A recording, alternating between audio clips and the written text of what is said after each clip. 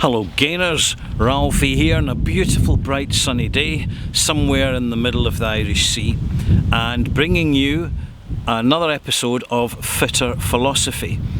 Fitter Philosophy is taking some basic, practical, philosophical principles, usually Stoic because they work, and just adding some personal life's experience to it to make it work better, and not to do this just once, but to make it happen all the time.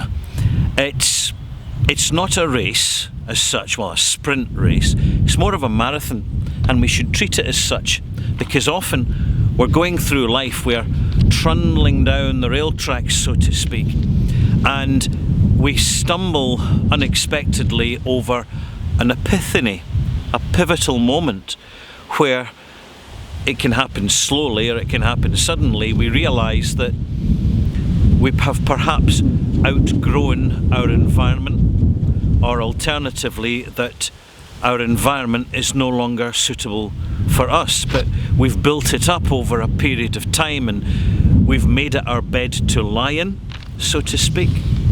So I had a really interesting question in the comments section from Wabadi300. There it is.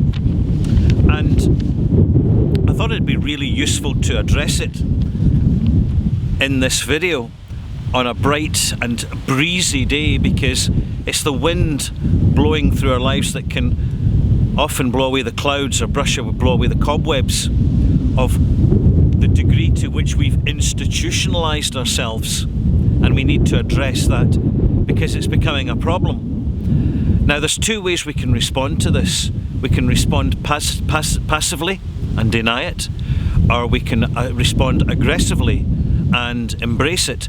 Now, sometimes, initially, it is better to be passive, to leave it. And I'll tell you why, because the very best motivational epiphanies that we experience are the ones that arrive, but they never go away.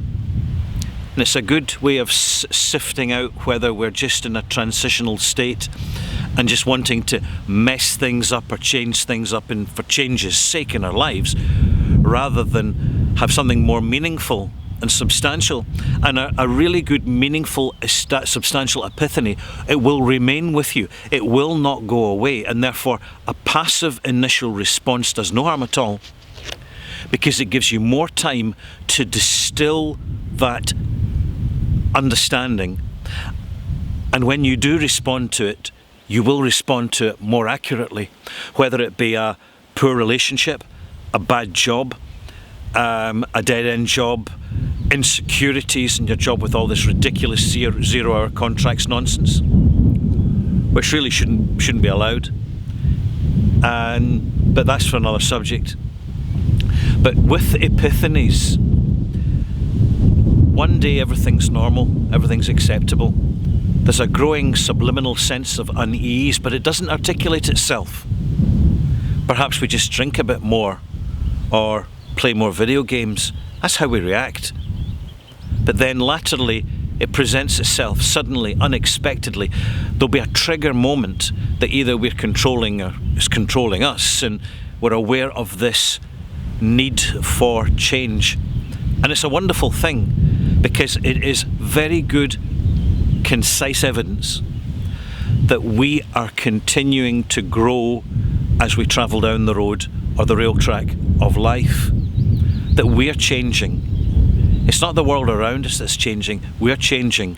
We're going deeper and have a deeper understanding of ourselves, a better understanding of the world around us, and most importantly, it helps to improve not just our own quality of lives, but the quality of lives of those around us that we make contact with and that we influence and that we are in a position to advise, encourage and comfort. An epiphany, from a Stoic's point of view, would start when you realise it. Get out that pen and paper. Keep it simple, KIS. Write down your list. Articulate, what is this epiphany? What are the positives? What are you now identifying as the negatives? and the positives. List them. Too many hours at work. Eating junk food. Got money coming in, but I feel miserable. I love the person I'm with, but we're not getting on. The positives. I now realise that I want to spend more time sketching. I want to drink less. I want to take my partner out for a long weekend. It'll be a push, but we're going to do it in the cheap, so it doesn't dig into our finances. We'll just do it. We'll sit somewhere in a cafe, it doesn't need to be a restaurant, and then we'll go sit in the bank of the river, feed the birds, and drink a bottle of wine. KIS, keeping it simple. You've got your list, positives, minus. Take time, 3 big deep breaths, stepping aside from the madding crowd and the rat race.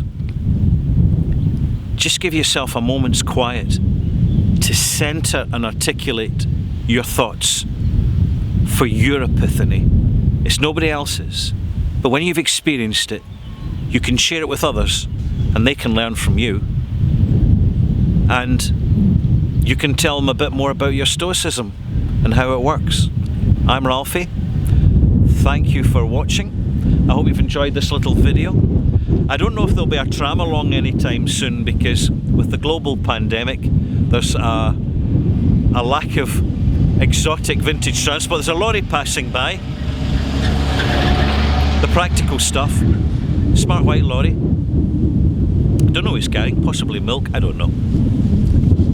But I'm going to leave you now with a view down the rail track, because that's where we're all heading. And sometimes we feel stuck in these rails. And we shouldn't, because in our imagination, in our lives, these rail tracks, they're not set into wooden and concrete sleepers. They can, in fact, take us in other directions and help us to follow the sun that shines within our soul. I'm Ralphie. Enjoy the view, and I'll see you soon, gainers. Ouch.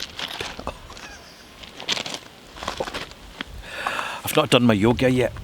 Still a bit stiff. Ouch, ouch.